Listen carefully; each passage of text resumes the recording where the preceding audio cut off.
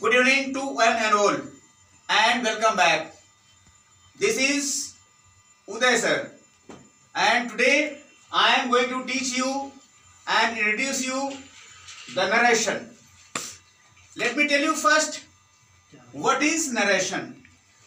What is narration? If you talk of the word narration, it is made up of the word narrate plus ation. प्यारे बच्चों, अगर आप इस term की बात करोगे नरेशन, तो नरेशन ये जो दो शब्द मिलकर यहां बना है, पहला नरेट और दूसरा एशन। जहां पर ये नरेट वर्ड है, ये वर्ब है, और एशन इसमें लगा होगा सफिक्स है। सफिक्स क्या होता है? जो हम किसी वर्ड के लास्ट में जुड़ते हैं। शब्द का अंश हो सकता है जो किसी शब्द के लास्ट में जुड़ते हैं और एक नया शब्द हम बनाते हैं। यहाँ पर एक शब्द है नरेट जो शुरू आया है, इसमें हमने एशन जोड़ा तो बन गया क्या? नरेशन। ये बना नरेशन। तो नरेशन शब्द का जब हम शाब्दिक व्याख्या करेंगे तो नरेट प्लस एशन से मिलके बना और पूरा बना नरेशन। नरेशन क्या अर्थ होता है? इसको हम कथन कह सकते हैं।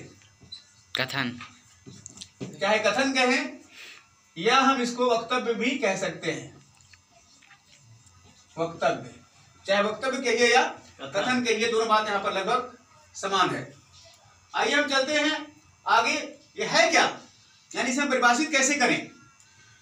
तो जो नरेशन है, हमारी कही गई बात को, किसी की कही गई बात को व्यक्त करने का तरीका है। हमारे जीवन में ऐसी बातें कभी कभी आ जाती हैं, कभी नहीं अक्सर आ जाती हैं, कि हम किसी वक्ता की कही गई बात को किसी दूसरे से कहते हैं या व्यक्त करते हैं। और इसी व्यक्त करने का तरीका, किसी की कही गई बात को व्यक्त करने का तरीका ही कहलाता है इंग्लिश में नरेशन और हिंदी में कथन। हिंदी में कथन कहलाता है। ये था आपका नरेशन की परिभाषा। अब आगे आप जब देखेंगे तो हम दो तरीके से किसी वक्ता की बात को व्यक्त करते हैं। Meaning there are two methods of reporting the actual words and sentences of the speaker to somebody else. हमारे पास दो तरीके हैं। पहला जिसका नाम है डायरेक्ट स्पीच और दूसरा इसका नाम है इनडायरेक्ट स्पीच। इसे आप नरेशन भी कह सकते हैं, यानी डायरेक्ट नरेशन और इनडायरेक्ट नरेशन। या दूसरी वर्ड में यूं कह लो कि नरेशन दो प्रकार का होता है। पहला है डायरेक्ट स्पीच और दूसरा है इनडायरेक्ट स्पीच, या डायरेक्ट नरेशन और इनडायरेक्ट नरेशन। आइए हम देखते हैं। तो जब प्रकार की बात करेंगे तो लिख सकते हैं narration has two kinds. First direct speech and second is indirect speech. इसी को आप चाहो तो नरेशन भी लिख सकते हो, कोई फर्क नहीं है, चाहे नरेशन करो चाहे स्पीच करो।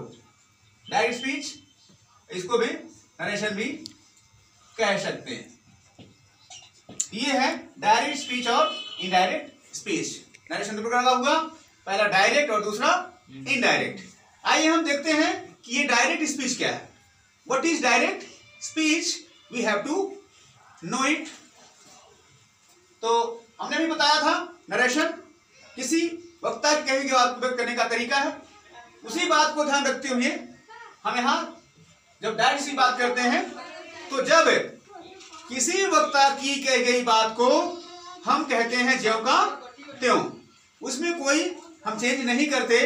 Original words of the speaker report as it is, that is known as direct speech. Meaning is when we report the original words of the speaker without any change as it is, that is called direct speech. Example you can take. Suppose you went to your school and you met to your friend. You asked him, "How are you? How are you?" And again you came back to me and you said to me. What you said? Suppose your friends, when you asked, "How are you?" he said, "I am fine now." He said, "I am fine now." And you came back to me and you said to me simply, "My friend said to me, I am fine now." Suppose my friend said to me, "I am fine now." So you came to me and said, "My friend said to me, I am fine now." It means आपके दोस्त ने जो भी बात कही थी, क्या बोला था आपके दोस्त ने? "I am fine now." आप हमारे पास आए और हमसे बोले, "My friend said to me, I am fine now." इसका मतलब जो भी वर्ड आपके दोस्त ने बोला था, "I am fine now", इसमें कोई चेंज आपने नहीं किया। मीनिंग एक्चुअल जो वर्ड्स उसके थे, जो ओरिजिनल वर्ड्स उसके थे, सब के सब वैसे ही कि वैसे ही यहाँ पर बोले गए हैं या लिखे गए हैं। इसी का नाम है डायरेक्ट स्पीच। क्योंकि हम यहाँ पर वक्ता की कही बात को, जहां पर माई फ्रेंड यहाँ पर वक्ता हो गया, जो कि एज इट इज यानी जैसा था वैसा ही आपने यहाँ पर कहा है। इसका नाम है डायरेक्ट स्पीच। ठीक है? Yes sir. अब हम चलते हैं, आपको समझाते हैं कि ये इनडायरेक्ट स्पीच क्या है। जैसा कि नाम से स्पष्ट है, यहाँ केवल डायरेक्ट था, यहाँ इन लग गया। यहाँ इन लगने से इसकी मीनिंग उल्टी हो गई।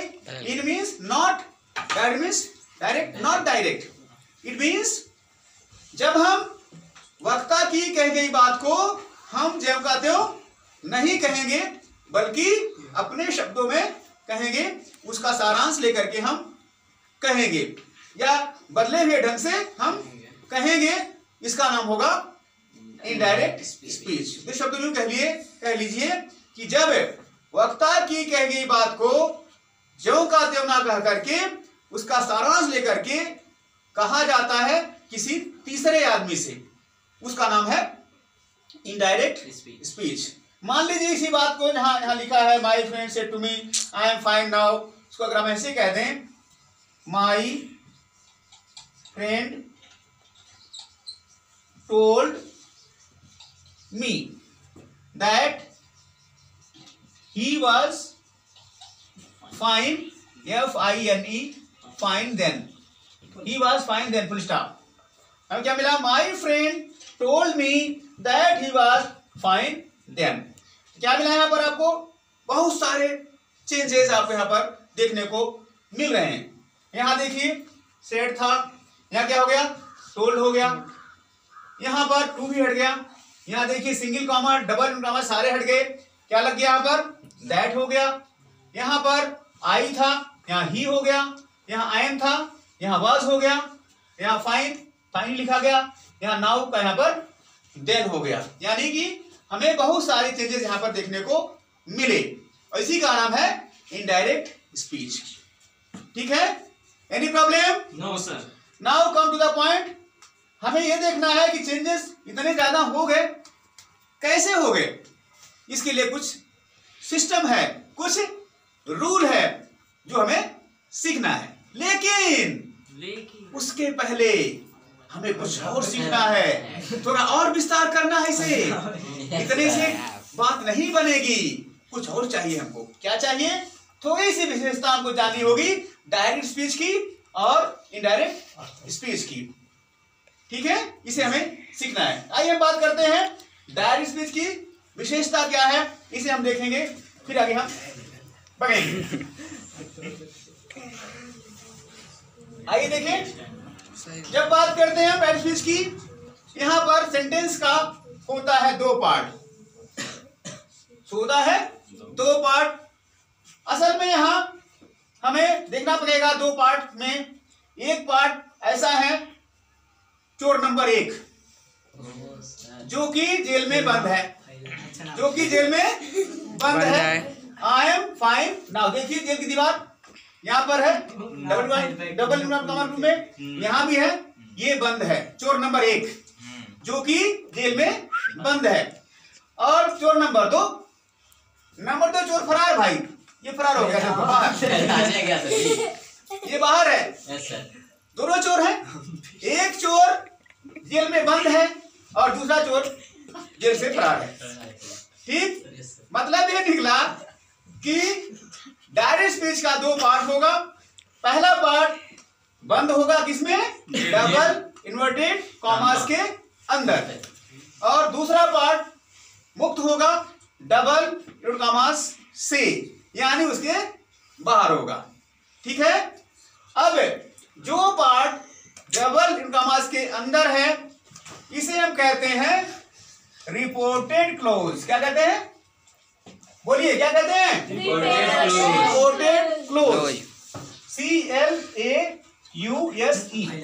जो कॉमास के अंदर है, इसका नाम है reported close.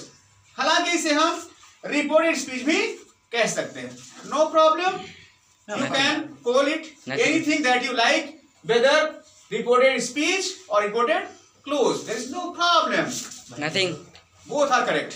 Okay, hello, Yes, sir. silent. Okay, sir. Now come the point.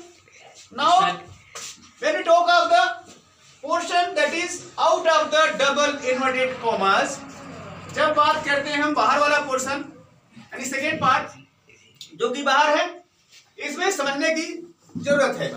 यहाँ पर अगर हम देखें कि जनरली आपको कम से कम 3 वर्ड यहाँ मिल रहे हैं। पहला माई वर्ड, दूसरा सेड या सेड टू, और तीसरा मिल रहा है मी। ठीक, तो 3 वर्ड मिले, माई फ्रेंड, सेड या सेड टू, और तीसरा मी मिला। तो यहाँ पर माई फ्रेंड को हम कहते हैं स्पीकर, क्या कहते हैं, स्पीकर सब्जेक्ट, इसी को हम सब्जेक्ट भी कहते हैं, subject of the reporting verb, subject of the reporting verb इनको कहा जाता है। और खुद यहाँ पर सेट या सेट टू, इसका नाम है reporting verb, reporting verb, speak reporting verb, हम इसको कहते हैं, जो कि मोस्ट इंपॉर्टेंट पार्ट हुआ करता है डायरेक्ट स्पीच का। इतना इंपॉर्टेंट पार्ट यह है रिपोर्टिंग वर्ब कि कुछ जो स्कॉलर हैं इंग्लिश ग्रामर के या टीचर हैं इंग्लिश ग्रामर के, इसी का नाम, पूरे का नाम रिपोर्टिंग वर्ब कह देते हैं। हालांकि वो पूरी तरह सही नहीं है, बेटर है इसको कहा करो आप रिपोर्टिंग क्लोज। पूरे को हम क्या कहते हैं, रिपोर्टिंग क्लोज कहते हैं, यानी यहां से मिलकर के पूरा माई फ्रेंड से लेकर के मी तक का जो पोर्शन है इसे हम कहते हैं रिपोर्टिंग क्लोज। अलग से इस रिपोर्टिंग क्लोज का कम से कम 3 पार्ट कर दिया गया। पहला है स्पीकर या सब्जेक्ट ऑफ रिपोर्टिंग वर्ब, दूसरा reporting verb itself reporting verb, और तीसरा इसे हम कहते हैं object of the reporting verb. So these 3 words you have to keep in mind. Later when you want to learn how to change from direct into indirect speech, these points will help you so much. So take it very seriously, very deeply and very well. Otherwise a lot of problem may arise in your learning as far as reported speech is concerned. So be serious. आइए, हमने परिचय दिया आपको direct speech की, एक बार समाप्त कर लीजिए। डायरेक्ट स्पीच में सेंटेंस के 2 पार्ट होंगे। पहला पार्ट डबल इनवर्टेड कॉमास के अंदर होगा, इसको कहते हैं रिपोर्टेड क्लोज या रिपोर्टेड स्पीच। दूसरा पार्ट डबल इनवर्टेड कॉमास के अंदर है, जिसका नाम my friend said to me है, इसको कहते हैं रिपोर्टिंग क्लोज या रिपोर्टिंग स्पीच कहा जाता है। इसका 3 पार्ट हुआ, सब्जेक्ट या स्पीकर, यहाँ पर my friend said to is the reporting verb और me is the object of the reporting verb. And again we have as far as first part is concerned, I am fine now. It also has these type of things. I is the subject, am is the verb, and fine is the object. So we have all the three things here also. Okay? Yes, sir. So it is all about direct speech. अब परीक्षा में क्या होगा? परीक्षा में वही होगा जो आप लिखोगे. Yes, sir. तो यहाँ पर क्या लिखना है आपको? परीक्षा में ये दिया रहेगा direct speech. My friend said to me I am fine now, माने पहला ये दिया होगा, आपको ये करना होगा, यानी डायरेक्ट दिया होगा, करना होगा आपको इनडायरेक्ट स्पीच में चेंज. हाँ, कभी कभी एक आध बार इनडायरेक्ट स्पीच से डायरेक्ट स्पीच चेंज करने को भी देता है. लेकिन अगर आपको डायरेक्ट से इनडायरेक्ट में चेंज करना आता है तो डेफिनेटली आप इनडायरेक्ट से डायरेक्ट में भी चेंज करना सीख जाएंगे. इसलिए उसको ज्यादा सीखने देने की जरूरत नहीं है. आपका मकसद, आपका फोकस पहले होना चाहिए कैसे चेंज करें डायरेक्ट से इनडायरेक्ट में. ओके नाउ अब ये हो कैसे गया, इतने चेंजेस हो कैसे गए?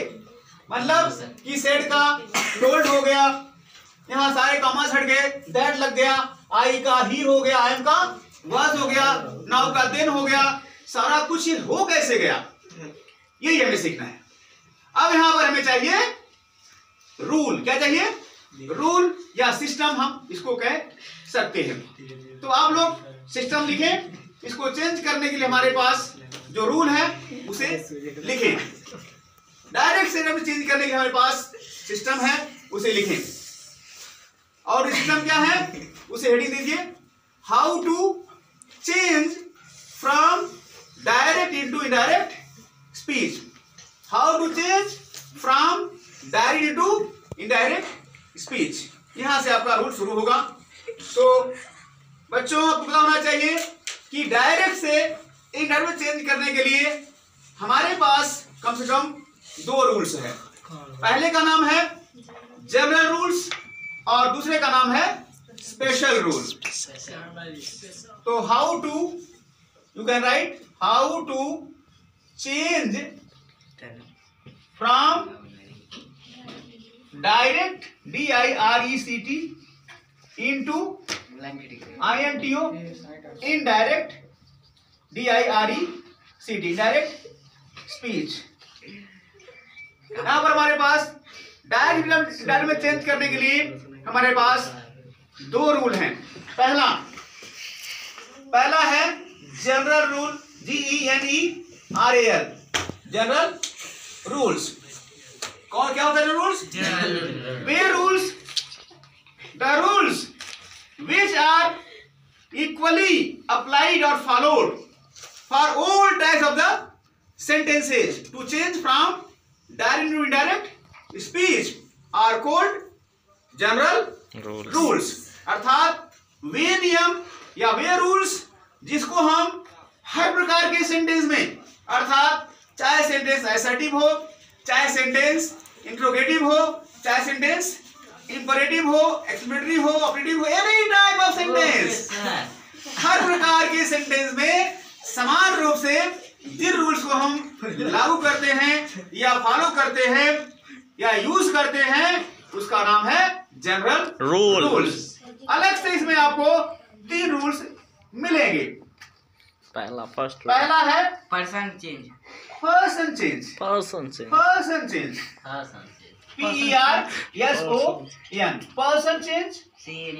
And second one is tense change.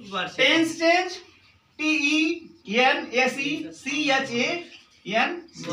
And third one is word change. Word change.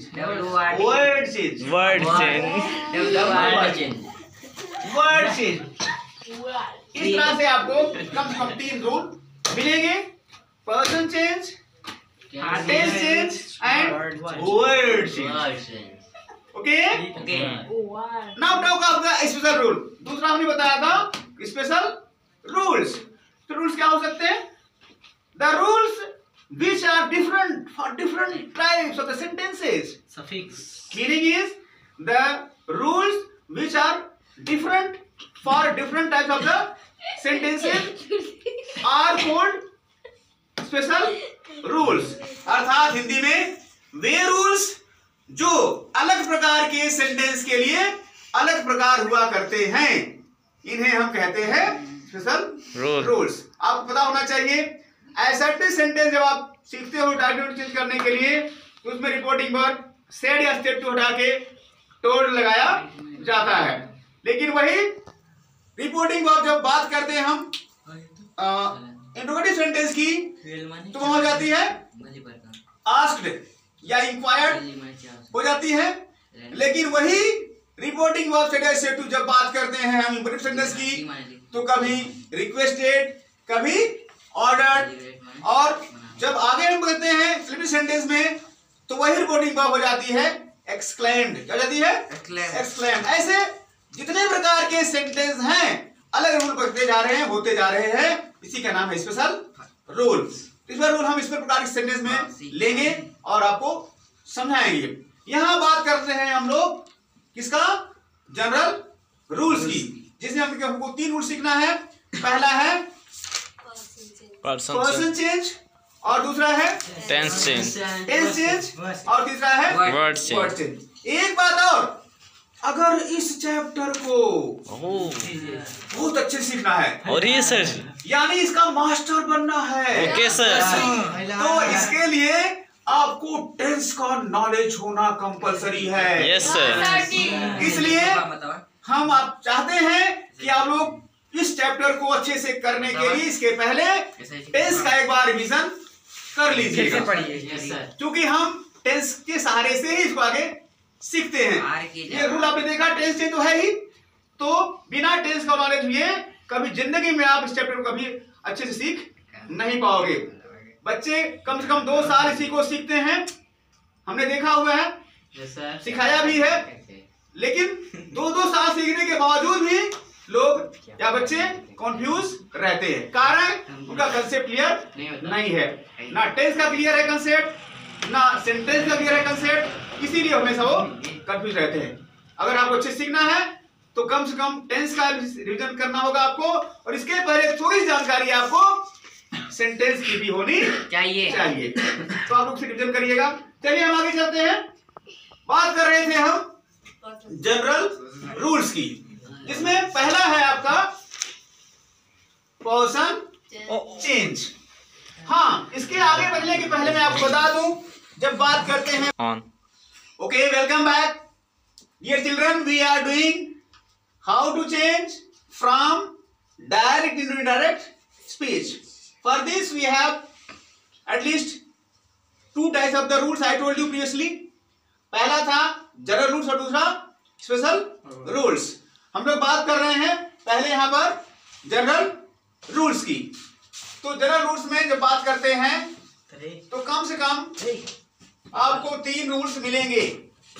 पहला आपका था person change, first one is person change, second one is we have word change. We have 3 rules: person change, tense change and word change. Now you can write. Anju, you can write. We have person change, tense change and word change. Let us talk about the person change. First one is person change. For this we must have the knowledge of the person. We have 3 persons: first person, second person and third person. In first person we have I and we. In second person we have you and thou. And in third person we have he, she, it, Ram, boy, girl and they. Where if you just try to understand something in detail, and first person we have I and we. I is singular and we is plural. You, second person, that is second person, you is both singular and plural right now. And thou was singular in olden English. These days thou is out of date, it's obsolete. Now in third person we have he, she, Ram, boy, girl, they. He is singular, she is singular, it is singular, Ram is singular, boy is singular, girl is singular, one is singular. Only they is plural. They is plural. You have to keep in mind. Now, when we talk of the person change, we need a formula. For this, a formula helps us. You can write, this is S-O-N. S-O-N. Just like son means something beta, of course, but here it stands for some different thing. Here you can make it like this. There is arrow below and above these letters. See here, yes is something for first person, and O is for second person, and N is for third person. In other words, you can say 1, 2 and 3. Again, if you talk of first person, all the person that include first person like I, we, my, me, mine, us, our, ourselves, all the persons that include first person must come here. So here again, here yes means subject, yes stands for subject, O stands for object, and N stands for no change.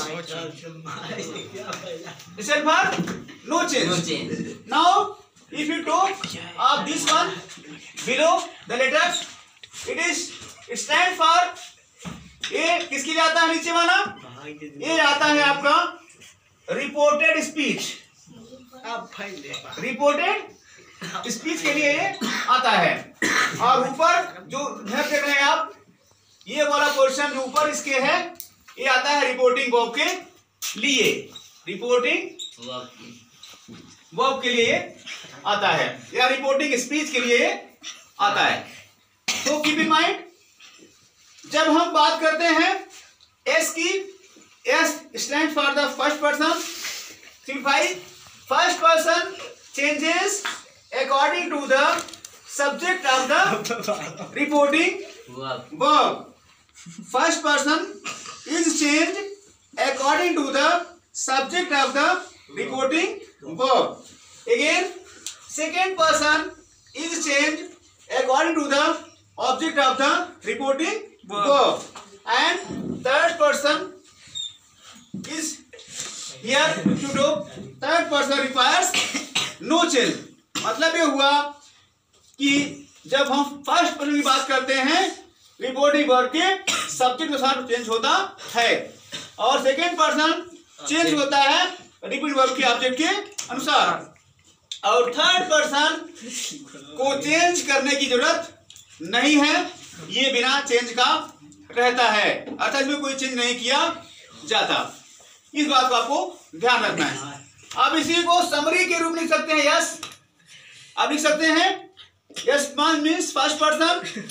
First person is changed. Subject. First person is changed according to the subject of the reporting verb.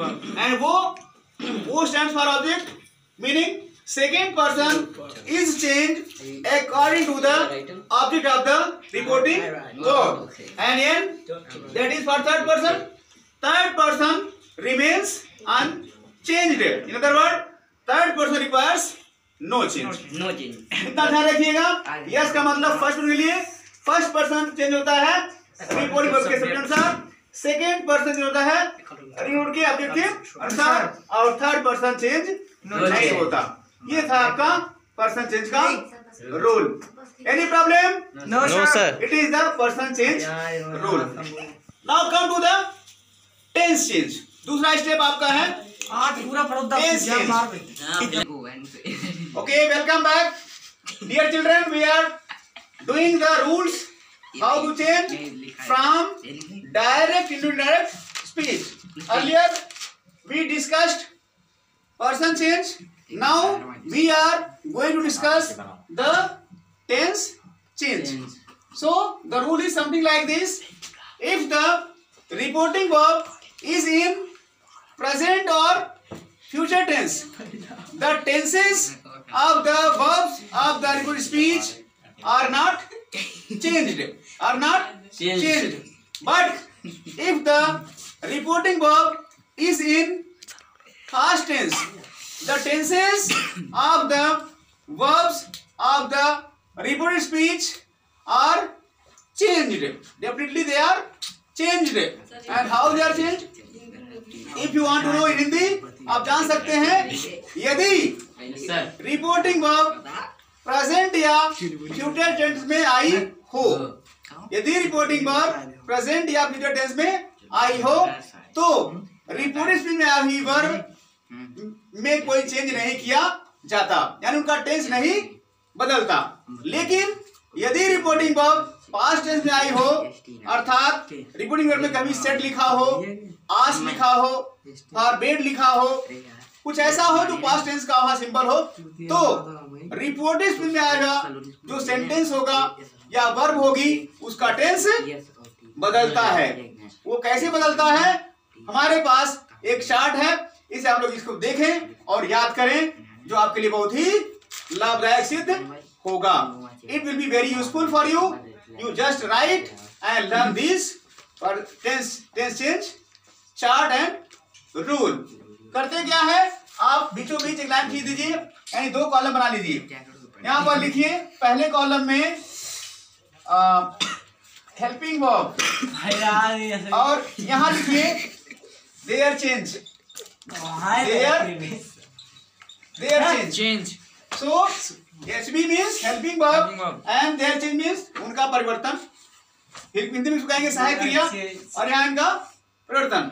पता होना चाहिए आपको, total हमारे पास 12 tenses हैं। How many tenses? 12 tenses, और ये सारी चीजें यहाँ पर हम देखेंगे।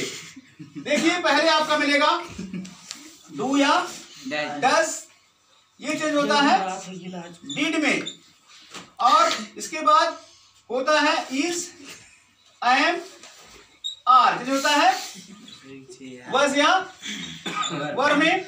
इसके बाद होता है हैज, हैव, चेंज होता है हैड में, हैज बीन और हैव बीन, ये चेंज होता है हैड बीन में।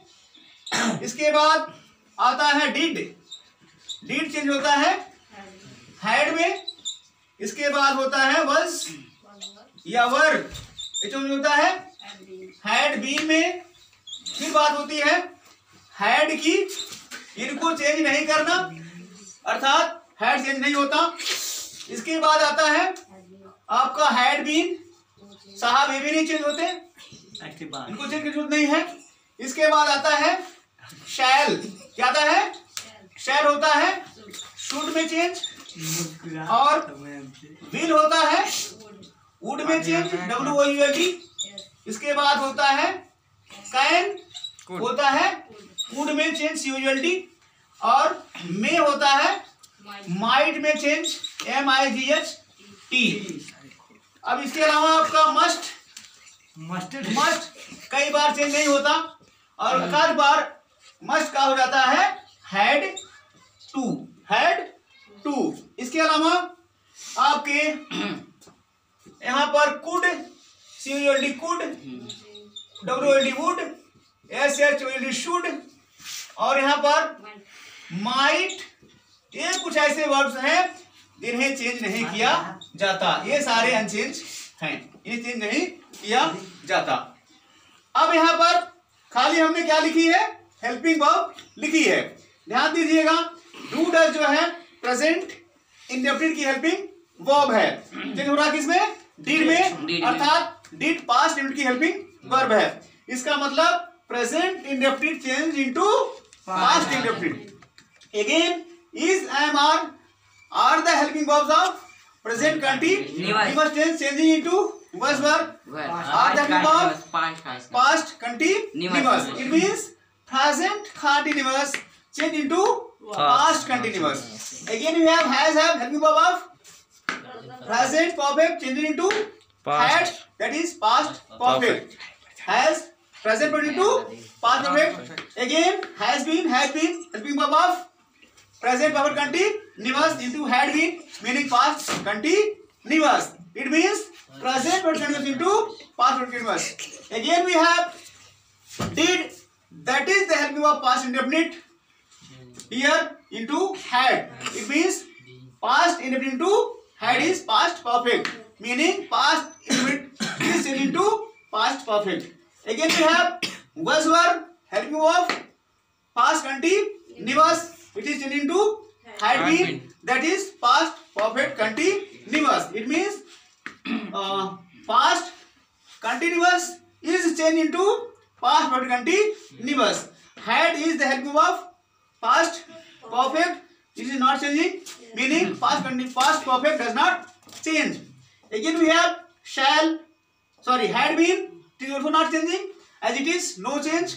Again we have shall means future indefinite into should, will again present indefinite into would, can into could, and may into might, must कभी कभी change होता है, कभी कभी चेंज नहीं होता है, कभी कभी had to में चेंज हो जाता है। ये सारे चेंज नहीं होते, could, should, might, ये सारे चेंज नहीं होते। ये आपकी बात रही टेंस चेंज का सिस्टम और रूल। हाँ, एक बात और है, टेंस का चेंज का अपवाद भी है।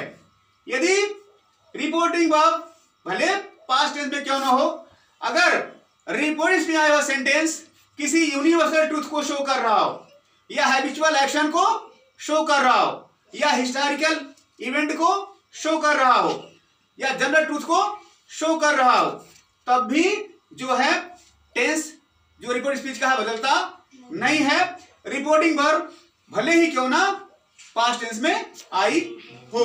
जहां एक बार आपको रूल ध्यान में रखना है, वहीं आपको एक्सेप्शन भी ध्यान में रखना है। आगे हम इसको एग्जांपल लेके आपको अच्छे से समझाएंगे। अभी हम आपको दे रहे हैं थियरी या रूल दे रहे हैं, इसे आपको बाय हार्ट याद करना है। ये था आपका tense change.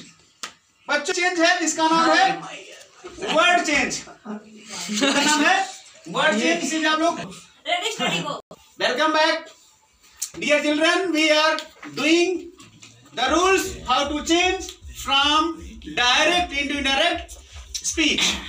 So earlier we explained person change, tense change. Now we are going to learn the word change. That is the third rule as far as general rules are concerned. तो यहाँ पर क्या है, जहाँ पे आप देखिए chart बना है, जहाँ पर WEN लिखा है लेफ्ट हैंड साइड में, और राइट हैंड लिखा है WED। दो कॉलम है।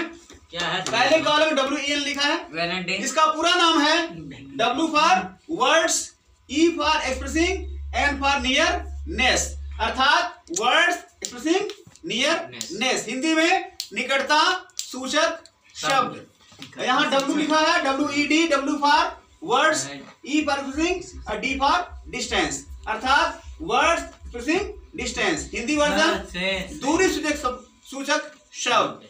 यहाँ रूल यह है कि निकटता सूचक शब्दों को दूरी सूचक शब्दों में बदल दिया जाता है।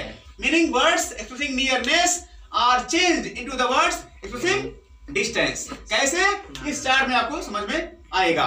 सबसे पहले देखिए यहाँ पर लिखा है नाउ, नाउ जाता है देन में चेंज, और यहाँ पर दिस लिखा है, दिस जाता है दैट में चेंज, हियर हो जाता है देयर में चेंज, दीज हो जाता है दोज में चेंज, टुडे चेंज होता है दैट डे में, टुमारो हो जाता है द नेक्स्ट डे में, यस्टरडे को चेंज करते हैं द प्रीवियस डे में,